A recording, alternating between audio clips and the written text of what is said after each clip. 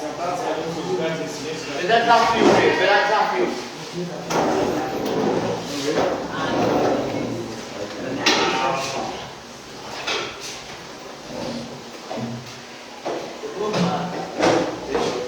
Qual é essa cadeira da aqui?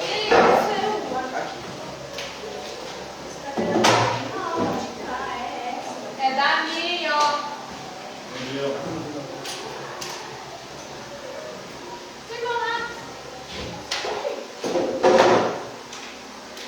Então, na aula de hoje, vamos falar sobre um pensador contemporâneo chamado Irving Goffman, norte-americano, e ele vai estudar, buscar compreender o papel das instituições, especialmente dois tipos de instituições, que, segundo ele, desfiguram a nossa identidade, a nossa personalidade, que é o manicômio, o hospício e também as cadeias, as prisões.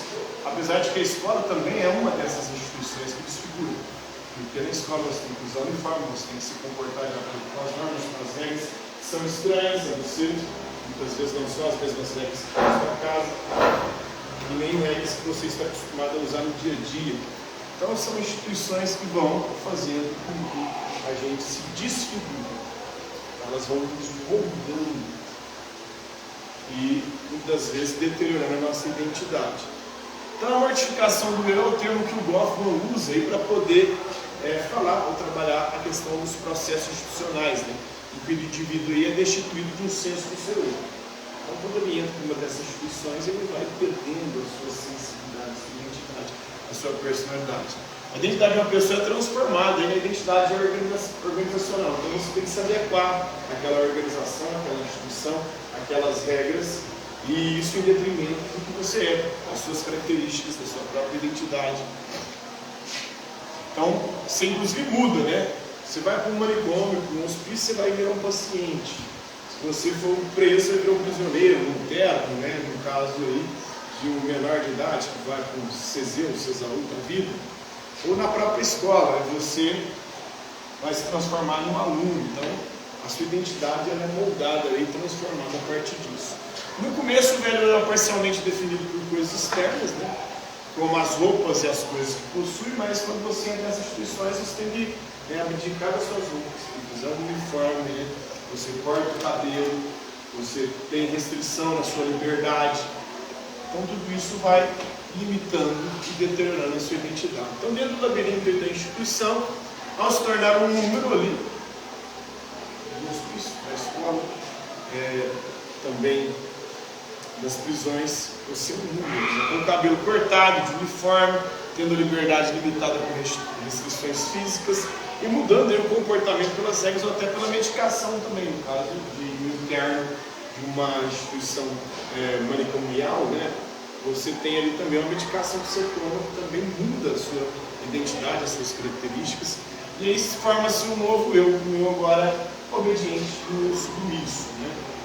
Mas os indivíduos, mesmo assim, eles tentam salvar a sua identidade diante dessas instituições. Eles tentam encontrar espaço ali onde eles podem ser eles mesmos. Então, muitas instituições totais, né, parecem funcionar meramente como depósitos para os internos, né? Depósito de gente. A escola é um depósito de gente. O jovem e a criança, eles são colocados na escola para quê? Para não ficar na mão. Para não ficar fazendo merda. Então, a escola é para isso. Ter o controle sobre vocês, para domesticar vocês. Se vocês fossem animais selvagens, eles estão aqui para serem domesticados. Mais ou menos essa perspectiva, a mesma coisa acontece com o hospício. Uma pessoa que não pensa, ou não age de acordo com o que é considerado normal, ela é tirada da sociedade para ser educada, para ser domesticada ali no hospício. A mesma coisa na prisão, a mesma coisa na escola com a criança, com o jovem, com o adolescente. Elas parecem funcionar como depósito de gente, né? Mas quase sempre se mostra aí ao público como organizações racionais que buscam controlar ali o controle da vida das pessoas, né? Instituições de autosserviço prestam serviço muitas vezes social aí. Então as cadeias norte-americanas, por exemplo, elas mantêm confinados os que ainda não foram condenados. Então antes da pessoa ser condenada, ela está presa. Aqui no Brasil também tem isso, né? Prisão preventiva, prisão provisória. Uma prisão que é decretada antes do julgamento, sendo que a legislação garante o seguinte: todo mundo é inocente até que se prove o contrário. E quando se prova o contrário, depois do julgamento, com amplo direito de defesa. Então, depois de você se defender desse sujeito, e se você for condenado, só assim você deverá ser preso. Mas as instituições já prendem você antecipadamente para que você possa já se adaptando àquele sistema e também para que você possa ali ir mudando a sua identidade, a sua personalidade. Tem o romance, né, Um Estranho no Livro, né, filme, né? O romance do King Kieser se passa no manicômio. Ele trata de pacientes aí que adotam estratégia de enfrentamento. Então, os pacientes, os indivíduos dentro dessas instituições, eles adotam muitas vezes estratégia de enfrentamento. O aluno indisciplinado, por exemplo, o prisioneiro que tenta fugir, que faz rebelião, ou o louco também, ali, o sujeito que tem problemas mentais, ele vai também criar formas de resistência e enfrentamento. E mostra como as instituições aí, elas esmagam qualquer um que afronta a sua autoridade.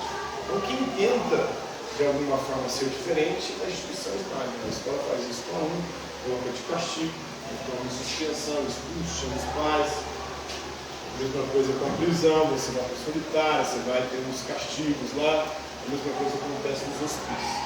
Ele vai falar também, o Iver Goffman, que a interação social é como um teatro. A gente representa papéis na sociedade.